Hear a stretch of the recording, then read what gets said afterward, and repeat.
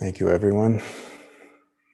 So we've just finished our practice period on the Vimalakirti Sutra and our wonderful sesshin that was smooth and serene.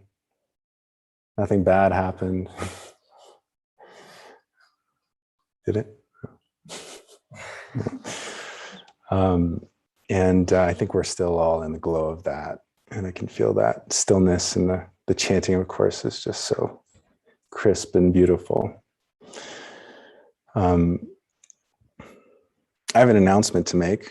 All of you know who are here in the Zendo, but for those of you online who don't know, Nicole, who's here, and I are expecting our newborn baby in the next, well, due date's in 5 days. So yeah, thanks for coming out. And if something starts moving, you just let me know. We'll do the Dharma talk from the car. So that's exciting. And I know, I don't really know, but I know that the whole world's going to change. And I have so much to learn and so much to be grateful for, and a lot of support from our community and our family and friends. And I just am filled with gratitude for being in this place with you all. And I guess that's the talk now. So somewhere my talk is on here. I've always kind of dreamt that one day I'd show up here on the teacher's seat and have nothing and just have to make it up. And actually, this might be happening. Let's see. Okay, here we go. So our subject matter tonight is Blue Cliff Record, Case 80, a newborn baby. And I've never heard this koan before. It's not often taught on, but some people do teach on it. And as with all koans, I have no idea what the answer is or what you would do in a dokusan room. We're just going to explore. And I love to look at a koan like this and just learn as much as I can about everything surrounding it and see what comes up. So please join me in this exploration. And we'll start by giving the koan. So a monk asked Jiaozhou, the famous Joshu of Mu, does a newborn baby also have the sixth consciousness? And we'll go into the sixth consciousness. And Jiaozhou said, it's like tossing a ball onto swift moving water. Does a newborn baby have the sixth consciousness? It's like tossing a ball onto swift moving water. And the koan goes on in the second part. The monk then went and asked Totsu, what is the meaning of tossing a ball onto swift flowing water? And Totsu said, moment by moment, non-stop flow. What is the meaning of tossing a ball onto swift flowing water? Moment by moment, non-stop flow. And when I read this, I was just struck. The answers are so kind of moving. Come on, Kosa. I'm practicing my bad dad jokes because for good reason.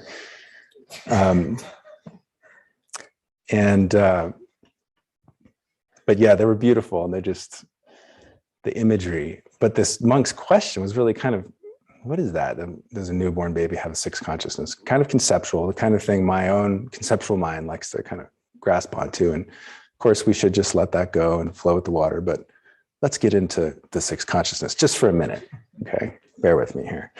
So the sixth consciousness in Buddhist psychology is not the sixth sense in the kind of supernormal sense. Those are something else.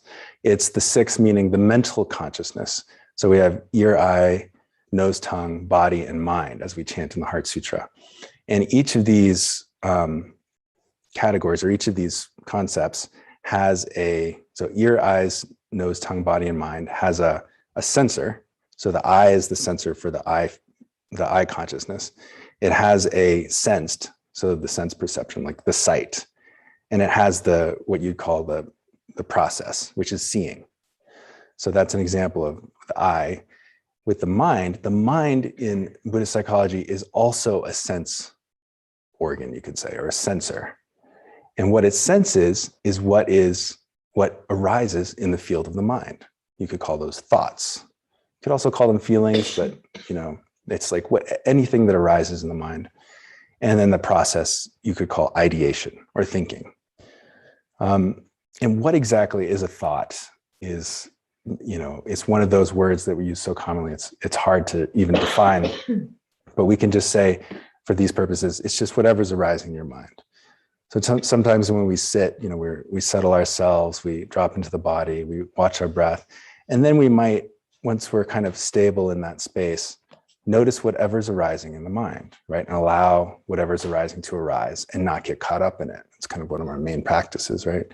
And so when we're doing that practice, we're resting in that field, that sensory field of the mind.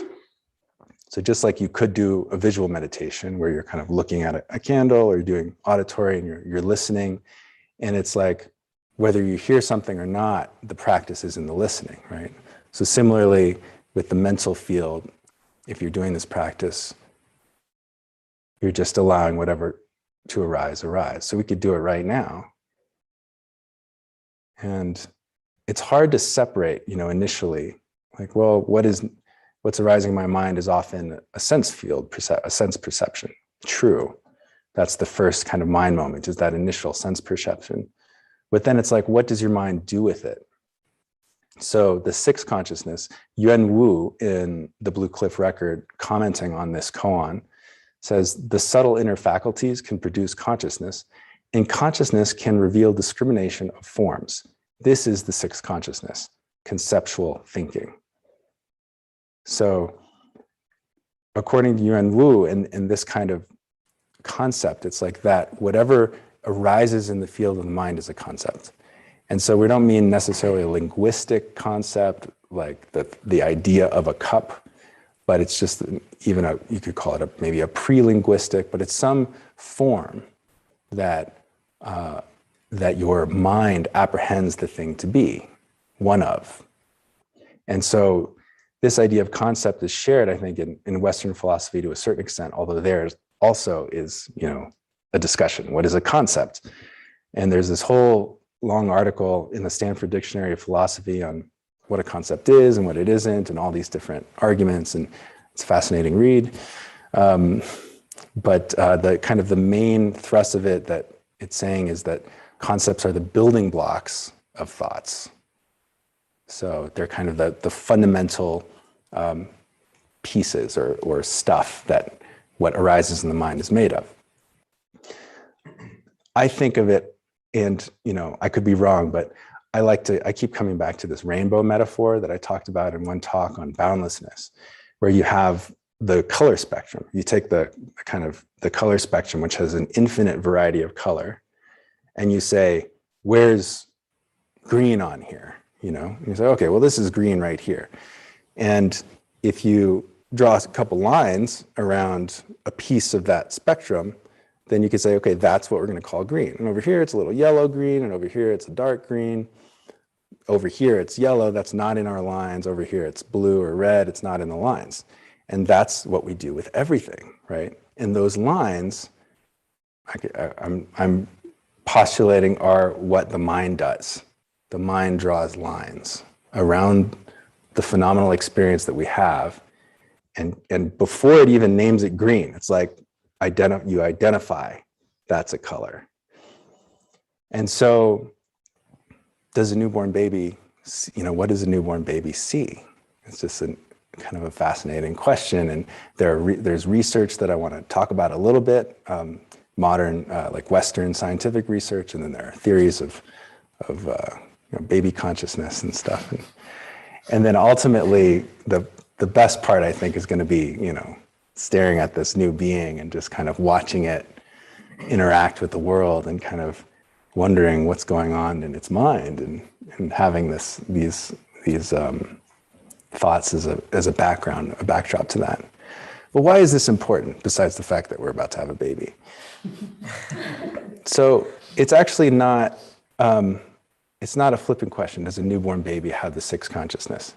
It's not just like a random question, because the idea of practicing like a newborn infant is kind of said throughout the Zen literature, or to be like a child, to be like, and that's because part of our practice, or one way to look at our practice, is to be free of concepts, right? Non-conceptual awareness. In a way, you could say Zazen is about familiarizing ourselves with the non-conceptual awareness. Whether concepts are arising or not, and this is one of the things that we talk about in like a meditation instruction or a sesshin, whether concepts are arising or not, are you aware of the awareness, the non-conceptual awareness that's kind of bearing witness to this? So Yuan Wu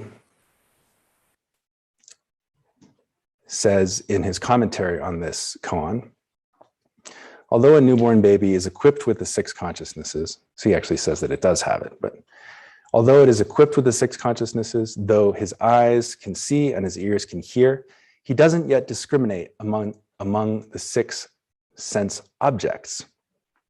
At this time, he knows nothing of good and evil, long and short, right and wrong, or gain and loss.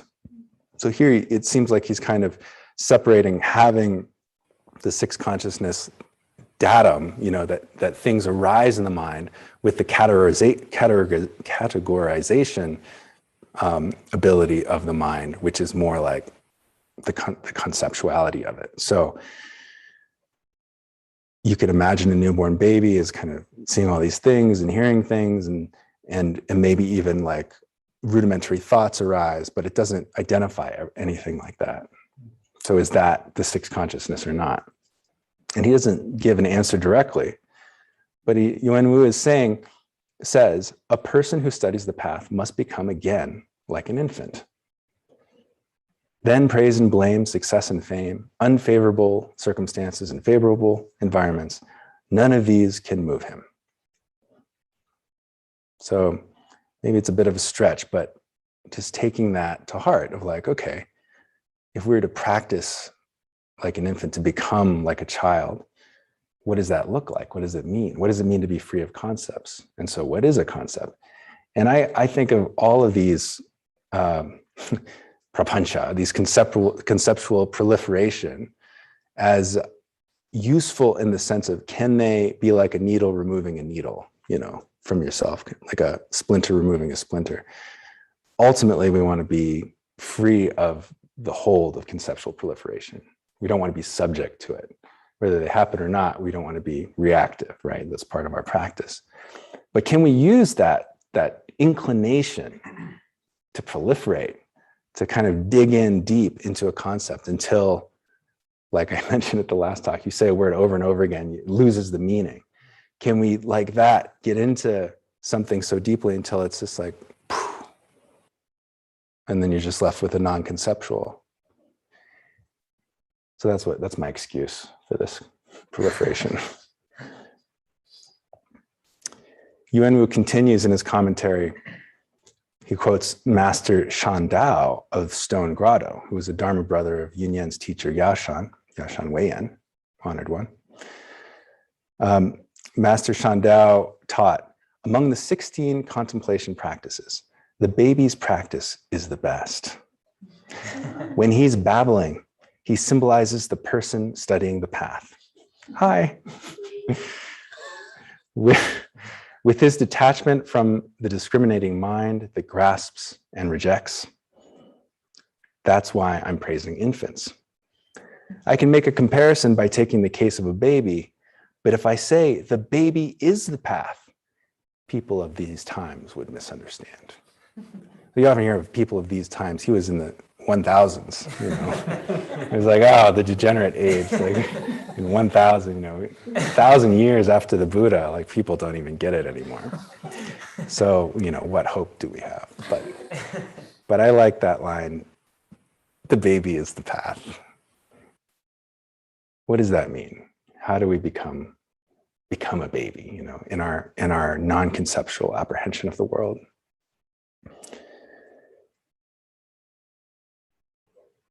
So Dogen in Fukan Zazengi speaks to this non-conceptual practice, bringing forth the turning point by using a finger, a pole, a needle, or a mallet, or leading people to enlightenment with a whisk, a fist, a stick, or a shout, cannot be understood by discriminatory thinking. So none of these things, he gives this list of things that Zen masters have done, including Jiaozhou, when, no!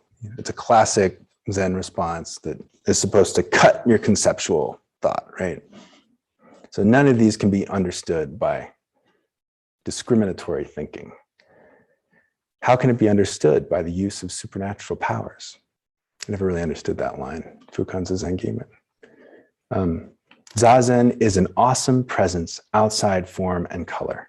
How is it not the path preceding concept?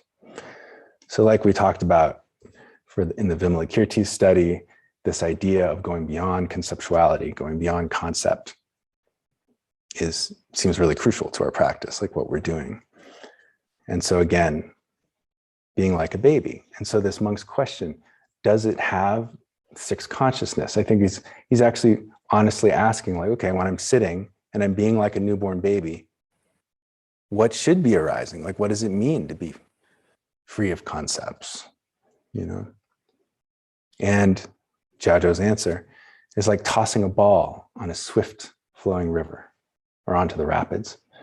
Or another translation that's really interesting, because he says da cho, which can also be to play ball. So to play ball on the rapids, it's like, and the imagery that comes to mind, I imagine a red ball, and it's just, you toss it out there and it goes, it's just gone. There's nothing to grasp onto. But he didn't say it's like a swift flowing river, right? So what is it about the red ball? There's something feels like it's something that's caught you, right? And that you're focused on. But when you let it go into a swift moving river, it's just gone. So maybe that's one way we could think of what's it like to be without conceptuality? It's not to be without it entirely, but it's that it's instantly freed every moment, right? We're just throwing out just and they're just gone.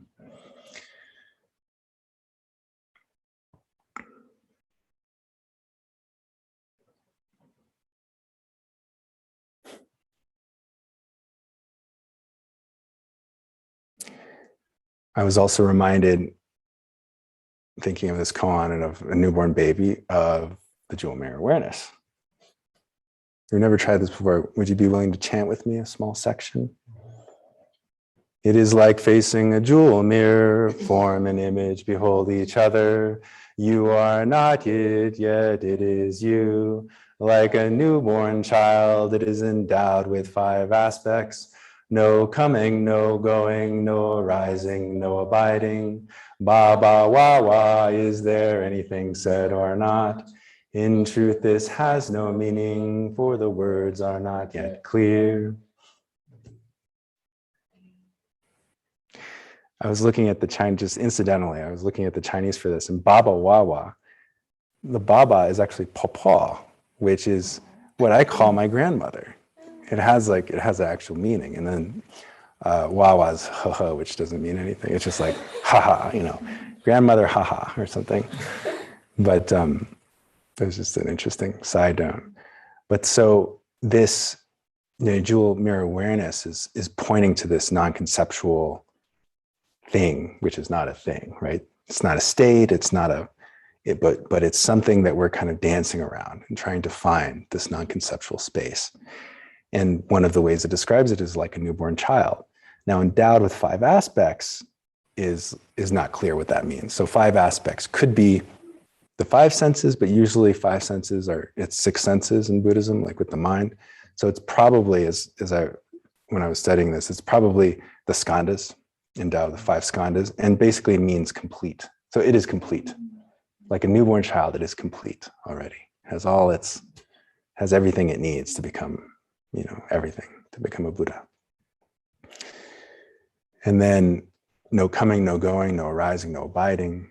blah, blah, blah, blah. Is there anything said or not? It's just pointing to this non-graspable, non-conceptual space that the baby kind of arises in.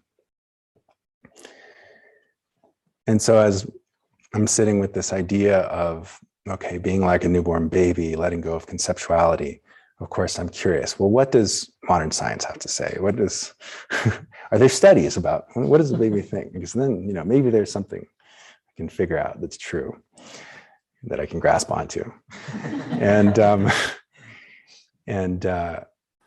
It was hard to find actually studies that were specifically about newborns. There's lots of studies about infants, and infant actually comes from it means non-speaking, I just learned. So infant from the Latin. So as long as they're not speaking, which I guess is just in the first maybe year or so, or year and a half, we'll find out. Are they speaking when they say their first word? Or in any case, so infant studies find lots of evidence that concept formation is happening from very early on. And I couldn't find a lot on just pure newborns, but one article which was really illuminating was, what is it like to be a newborn? Is actually a chapter in the Oxford Handbook of the Self. I wonder if there's an Oxford Handbook of no self. Anyway, in the Oxford Handbook of the Self by Philippe Rochat, who's this amazing researcher and thinker on this child development. And so he has this question, what is it like to be a newborn? And he goes through the research and says a few things that I want to share. So first about consciousness or awareness in babies. Are they aware? And by the way, he does mention this, which is this kind of a sad note, but just so that it's like, this is a real issue, whether babies are aware or not. Because for a long time, up until, just in the middle of the 1900s, they were still doing like non-anesthetic surgeries on babies because they just figured like they can't feel anything. And I think to this day, they do circumcisions and other stuff, and just that you'd never do on an adult because like it hurts, right? And so it's just like, oh, maybe infants can really feel and have consciousness and are aware. So that's just something to take seriously. And so he says, there are no decisive criteria as to when consciousness might begin in a living individual, newly born in particular.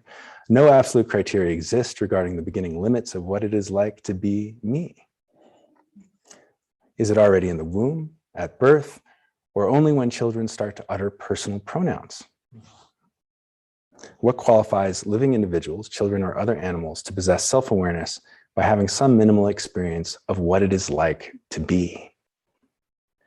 And that's kind of that's a definition, for those who are familiar with the philosophy of consciousness. One of the definition of having consciousness is that there is something it is like to be that thing. So famously, Thomas Nagel wrote this article, What It Is Like to Be a Bat, arguing that there's we can't know. His argument was we can't know what it's like to be a bat, but that there is something that it's like to be a bat. And you can kind of imagine like having these cool echo perceptions and flying and stuff like that, but you can't actually know what it's like. But if I ask you, is there something it's like to be you? What would you do? How would you answer that question? What is it like to be you right now? There's kind of a turning, right? There's like this, as Dogen might say, turning the light around. And in a way, I feel like that's our fundamental practice, is asking a question like that. What is it like to be me? And of course, there are those who say that there is no consciousness, and like Daniel Dennett, who has a strong argument against Nagel. And so by no means is that the definitive thing. Consciousness is what it's like to be. But most people have a sense that it's like something to be them. So this question, what is it like to be a newborn, is what this article is about. So he presents some evidence that it's not just, so there was a time when, so like William James, for example, has a quote where it was thought that babies come in and they're just a blank slate and they have nothing, and everything just starts to impress upon them, and then they start learning. but that there's no kind of initial concepts. And Rocha shows or shares a few studies, like one that really comes to mind is this one where you have a newborn in a dark room with a slice of light coming through a window so that it's just illuminating like one little slice on its bedside. And that consistently, when that light comes on, a newborn will reach its ipsilateral hand, which means the hand on that side, apparently, to explore the light and to play with it, right? And so I guess the theory is if the child didn't have a sense of its own body, to a certain extent, it wouldn't know to go that direction with this hand. You know, if it had no kind of self-concept, it would just be like all over the place. And that's one of the things you see is like the babies are kind of all over the place and they seem like they don't have any sense of themselves. But according to these studies, they do have a basic sense of their own physicality. They have a proprioception, proprioception, the sense that that you know where your arm is without, like, I know that it's down, I know that it's up, without any other sensation. I know through proprioception the position of my body. And so apparently babies have this, and it can be shown with different studies that they've done. And that by itself must give some rudimentary concepts of self. Oh, and I forgot to mention about the seventh and eighth consciousnesses, but it's important because in the Buddhist psychology, the sixth consciousness is that mind, and the seventh is afflictive consciousness. Afflictive consciousness is the consciousness that is self-grasping. It has to do with self, ego identity. And so it's kind of a, I haven't studied it much, but it's kind of a, comes after the kind of rudimentary consciousness and apprehending forms and even words and concepts. And then it becomes afflictive when it's about me, my, I, me, mine. And so the baby even, the newborn even, seems to have the very beginnings of that, at least the basis on which future, is she moving? Oops, it's a girl.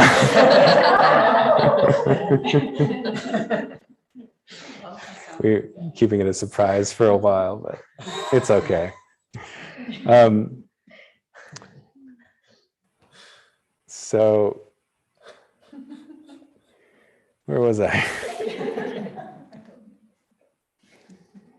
And there's some research about, okay, so we know, so just kind of summary quote. We know that newborns see colors, use dynamic information, preferring things that move rather than things that are static. We know that infants are innately attracted to particular configurations like moving faces, regions of high contrast on visual display, high-pitched sounds, and human voices with particular contours, like baby talk. So babies actually, I've always wondered about this, like, can't I just talk to my baby like normal? But they actually respond more if you're like, so, or we do it with the dog. So it's dog talk, baby talk, whatever you want, that there's more feedback with that. And so that's why we do it, I guess. And so they respond to this. They have preferences. They have ways they interact that are even shown to be in utero before they're born. They have these certain kinds of reactions, and I'd love to learn more about how that looks.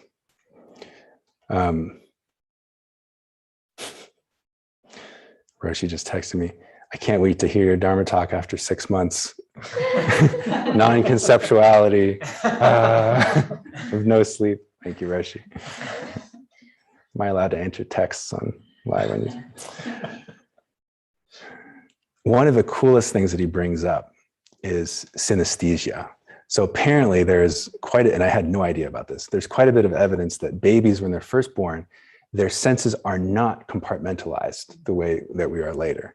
And that they actually have synesthesia, which is when, for adults that have synesthesia, it's manifested like you hear colors, you see sounds, there's this mix over. So like the letter A is red to you, or like the color red.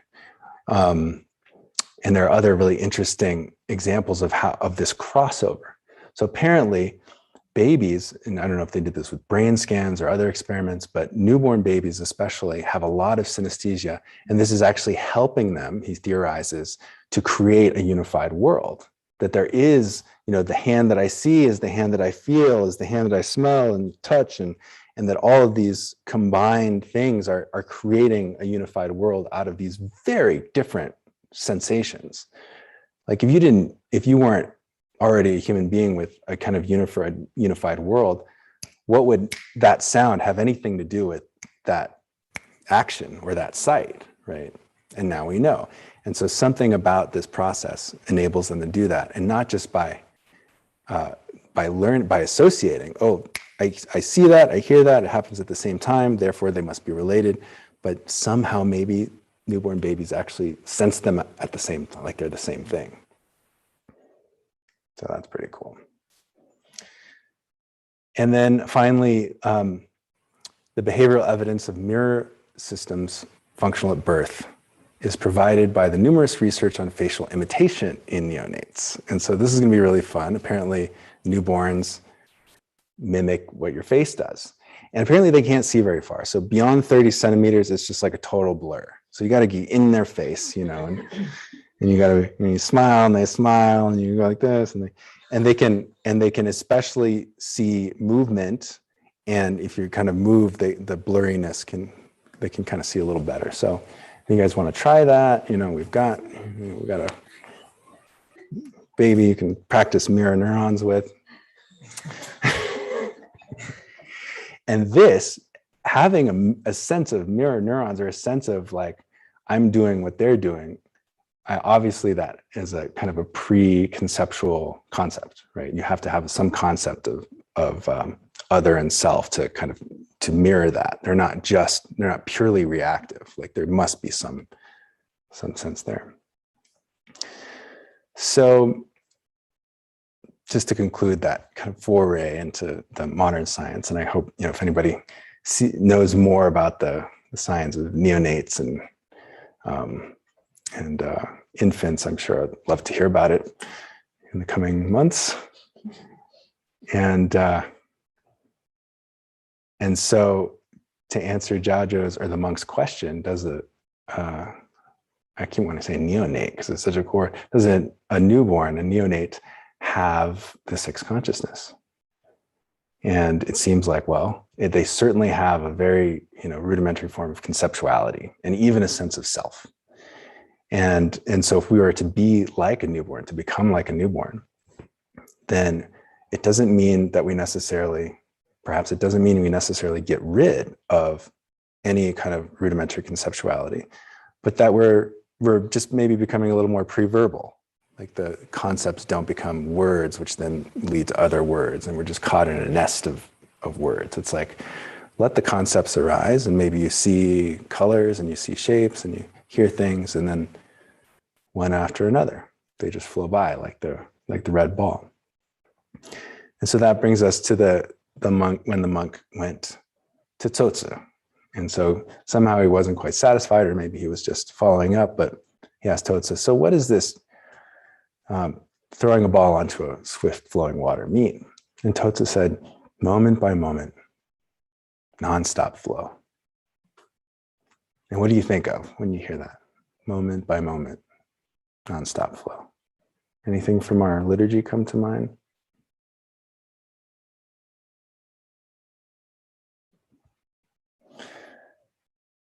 Moment by moment arises, moment by moment remains. So nen is that word, moment by moment.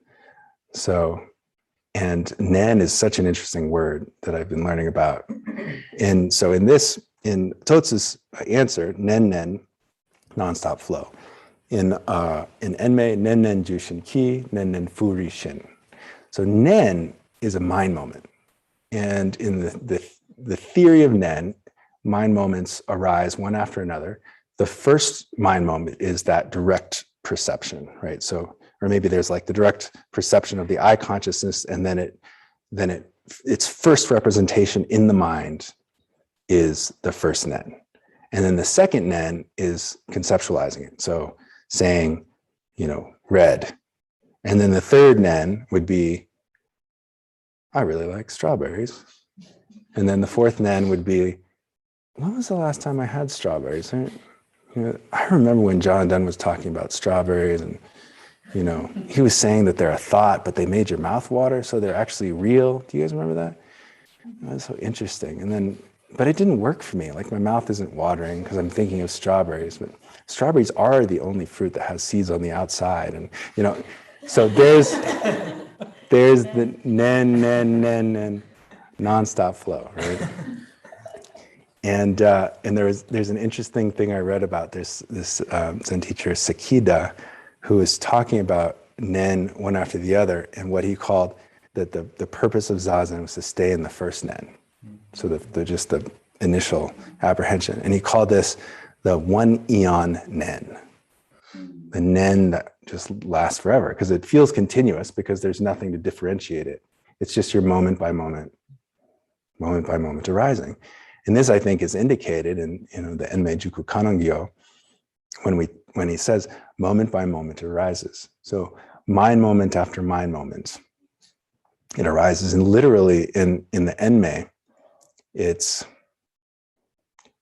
Jushin Ki, it's arising shin, heart mind. Where did I put it? Mind moment after mind moment, each arriving thought is shin. And so this sense of, there's the mind moment, and then there's mind, or shin, you could say, is maybe the awareness of the mind moment. And so if we're resting in shin, in our heart minds, allowing the first nens to flow, unceasing flow, and not going to the second nen, right? Letting those disappear like the red ball on the stream. Maybe that's what we're chanting when we chant nen nen jushin ki, and then nen nen furishin, moment by moment remains, is like the heart mind is here. It remains. The awareness is constant, though phenomena continuously, unceasingly flow. Nen nen nen nen. There's something still, and so it's both. It's the fusion of stillness and motion. So one eon nen. And so this space is a newborn baby in the space of one eon nen. I mean, maybe. I'm looking forward to checking it out. But I love the sense of this newborn practice, and I hope we all get to participate to some extent in it. So I want to close with a poem by Ryokan. Oh, and I should say, Ryokan was known for his one eon nen. And there's a story about he was like at a party, and he was like, all right, I gotta go get some sake from the neighbors. So he's like on his way to go get sake. And then the party's like dying down, and people are like, where did Ryokan go? Like, he's supposed to get the sake. And they go out looking for him, and he's sitting under a tree, staring at the rising full moon. Lost in one eon nen. And was he lost, or did he know that he didn't want to go get sake? We'll never know. But he was there. So this is from Ryokan.